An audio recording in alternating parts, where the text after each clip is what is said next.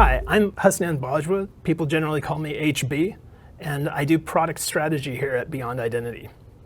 Today I'm going to talk to you about Zero Trust Authentication, Zero Trust Architecture, and how these things fit together in the context of NIST 800-207. So when we talk about Zero Trust Architecture, as the industry has evolved and we've come to a better understanding of what Zero Trust genuinely is, we now associate Zero Trust Architecture with the identity-centric Zero Trust frameworks described by NIST in their 800-207 document. And associated to that, there's an enormous component that depends on Zero Trust Authentication, and today we're going to show you how these pieces fit together. First, a little bit of history. Obviously, the NIST standard calls out subject or asset in its description of an end user or device, and it calls out enterprise resources to describe applications.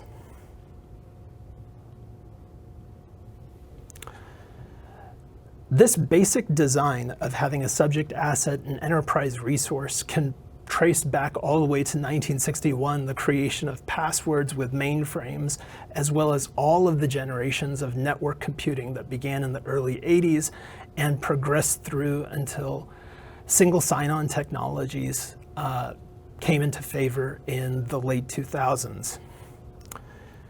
Once these single sign-on technologies came into frame, generally describing them as a class of solution, the NIST architecture refers to them as policy enforcement points.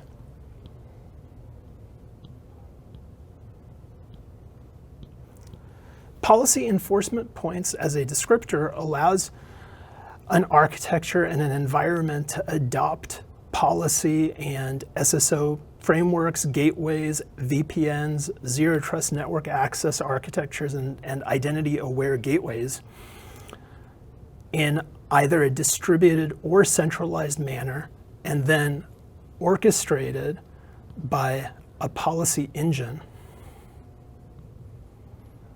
that can be centrally managed.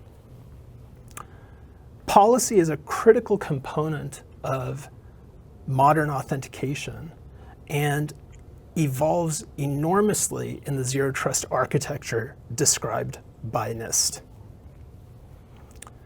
So the NIST view on functional components calls out data security,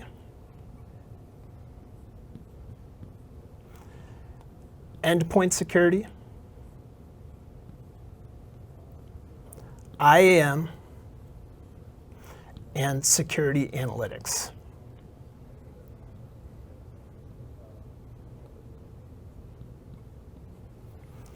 If you look at this basic set of components, the functional components represent the tools that most enterprise organizations already have deployed.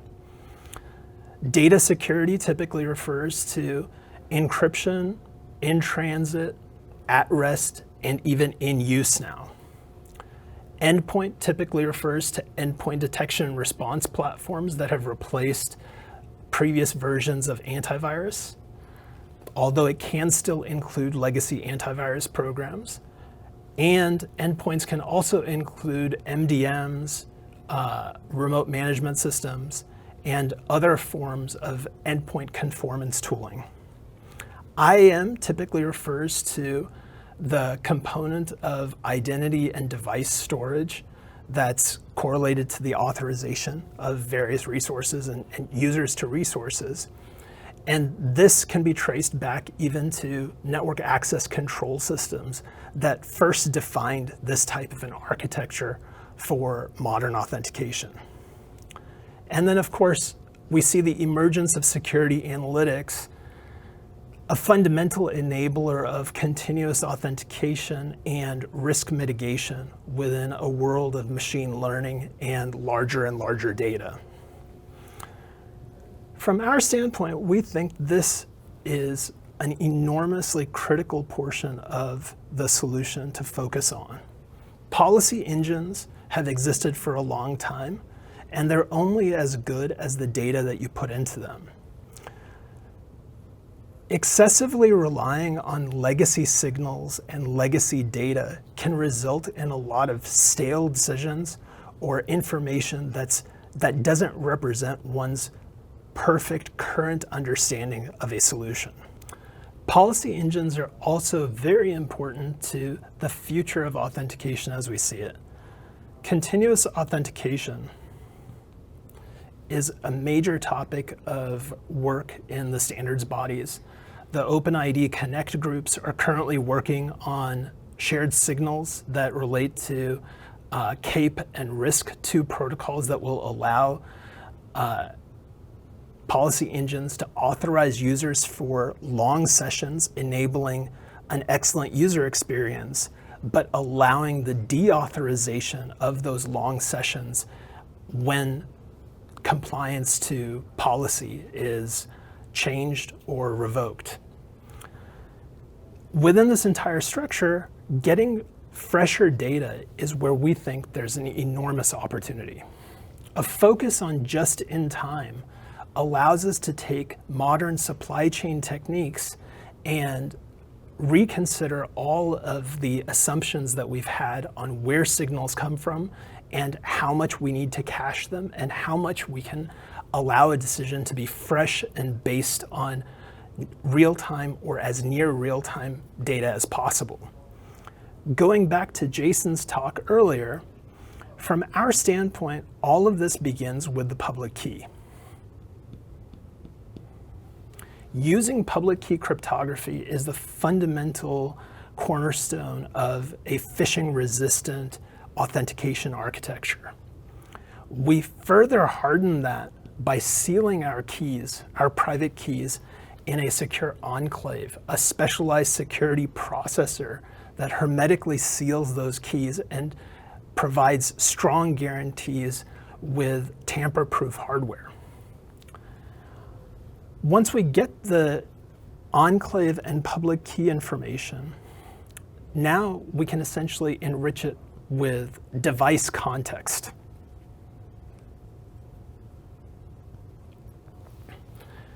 Device context encompasses most of what's found here and requires integrations, but some of it can be organically collected by endpoint agents that are essentially residing on the device itself. This is what Jason referred to as the PA, the platform authenticator. We can further enrich the platform authenticator's decisions with partner integrations that exploit the modern zero trust aligned tools that we find organizations deploying more and more. Whether it be SIM systems or EDR systems or antivirus, modern RMM systems, we can take all of that information from the likes of Zscaler, Palo Alto, CrowdStrike, and incorporate that in both our decisions today, as well as our mitigations for failure or change in authorization condition.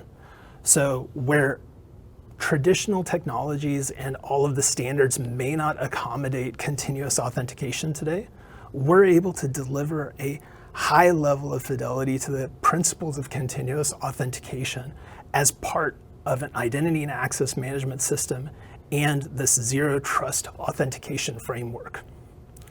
We align strongly with NIST 800-207 standards, and we try to take it beyond and looking at where the future is going for this. And we're super excited about the emerging protocols and all of the additional work that has to exist and get developed in the CA continuous auth realm.